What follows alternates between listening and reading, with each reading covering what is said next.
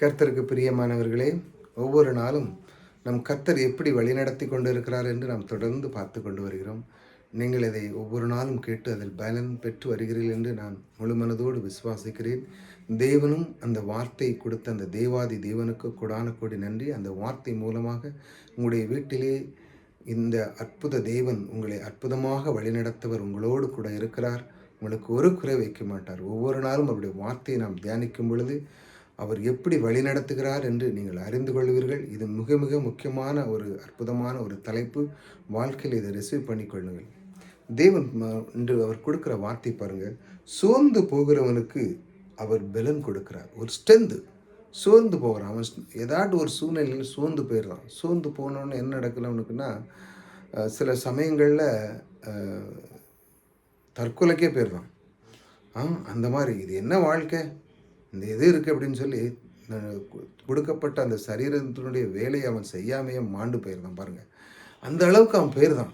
ஆனால் தேவன் அவனை நேசித்த அந்த தேவன், அவனுக்கு கைவிடாத அந்த தேவன் அவனுக்கு என்ன பண்ணுறார், ஒரு பலத்தை கொடுக்குறார். பலன் எப்படி கிடைக்கிறது என்றால், ஒரு மனுஷன் சோர்ந்து போய் தனிமையாக இருக்கிறான். அப்போ எப்படி கிடைக்கும் அவனுக்கு, அவனை பலப்படுத்தினா எப்படி கிடைக்கும்? அங்கே ஒரு மனுஷன் போகணும், அவனுக்குள்ள அந்த இதயத்துக்குள்ளே ஒரு வார்த்தையை பிறப்பிக்கணும். சில பேர் பார்த்தீங்கன்னா பாருங்கள், சோர்ந்து போயிருப்பாங்க. ஆனால் சில பேர் போனாங்கன்னு வச்சாங்களாம், அவங்களுடைய உள்ளம் மகிழ்ச்சியாயிரும். கவலைப்படாத, நான் இருக்கிறேன், என்ன சின்ன விஷயம் தானே, போனால் போட்டு நான் இருக்கிறேன், உனக்கு பயப்படாத நான் அப்படின்னு சொன்ன உடனே அவங்களுக்கு பலம் வந்துடும். அதே மாதிரி குடும்பத்துலேயும் பாருங்கள், பிள்ளைகள் ஏதாவது ஒரு தப்பு பண்ணிட்டேன்னா, சரி இன்றைக்கி ஒரு தப்பு பண்ணிட்டா விடு, என்ன அதே மாதிரி திரும்ப தப்பு பண்ணாது அப்படி சொன்ன உடனே அந்த பிள்ளைகள் அதை கரெக்ட் பண்ண ஆரம்பிச்சிடும். அந்த மாதிரி நான் இருக்கிறேன் உனக்கு அப்படின்னு அந்த வார்த்தை உள்ளே போது பாருங்க.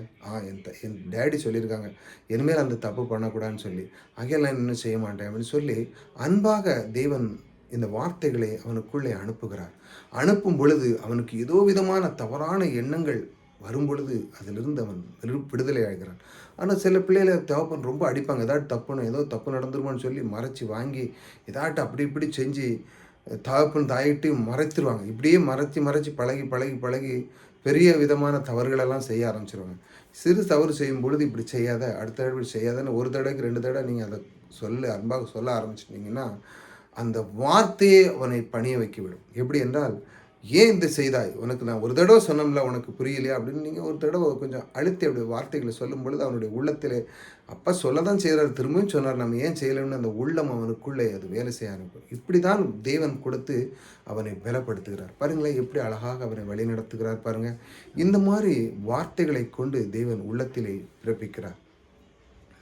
ஒவ்வொரு நாளும் நம் தேவன் எப்படி வழி நடத்துகிறார் என்றால், மனிதனுடைய வாழ்க்கையிலே அவனுக்கு என்னென்ன சூழ்நிலைகளெல்லாம் அவன் இருக்கானோ அதிலிருந்து அவன் எப்படி விடுதலையாக வேண்டும், அதிலிருந்து அவன் விடுதலையாகி இந்த உலகத்தில் அவன் செழித்து சந்தோஷமாக வாழ வேண்டும், பொருளாதாரத்தில் செழித்திருக்க வேண்டும், அதுதான் என்னுடைய விருப்பமும் சித்தமாக இருக்கிறது. பல பொய்களை நம்பி அவன் வாழக்கூடாது.